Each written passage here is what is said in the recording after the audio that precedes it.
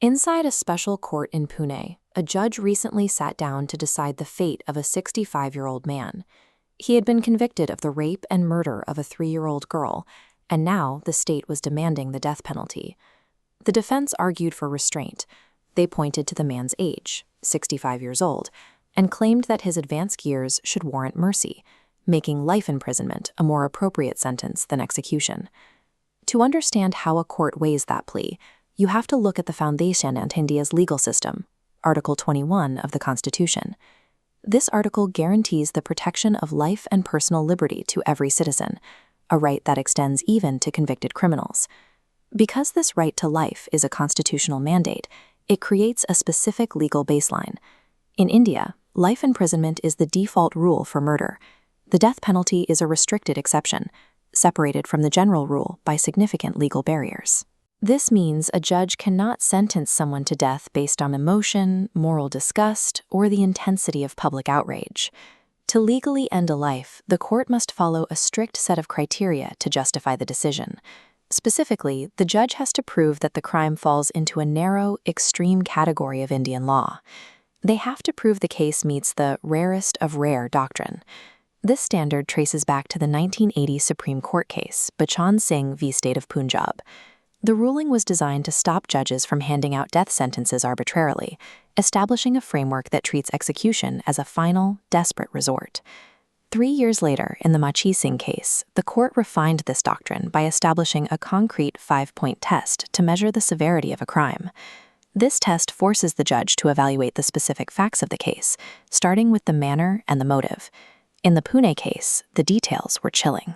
The man lured the child away by promising to show her a newborn calf. There was no previous enmity or financial motive. The act was driven by predatory, depraved lust. The next two criteria are social impact and magnitude. A crime of this nature shocks the collective conscience of a community and creates a unique sense of devastation that goes beyond the immediate act. Finally, the court considers the vulnerability of the victim. Here, a defenseless 3-year-old child was targeted by a 65-year-old man who used her trust to facilitate the crime. When these factors are combined, the Pune case crosses the threshold for the extreme depravity required by the Supreme Court. Yet, under Indian law, even passing this 5-point test isn't enough to secure a death warrant.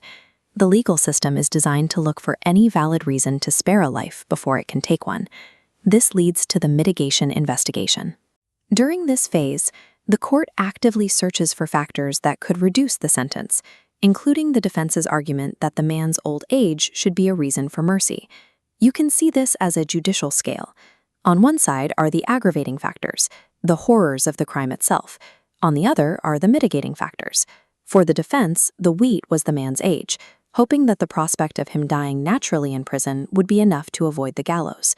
But the background investigation crushed that argument. Witness testimonies revealed a history of predatory behavior, including allegations involving the man's own granddaughter and multiple women in his village. Then came the final discovery, evidence of previous acts involving animals. It proved a complete detachment from basic human empathy, further darkening his profile in the eyes of the court.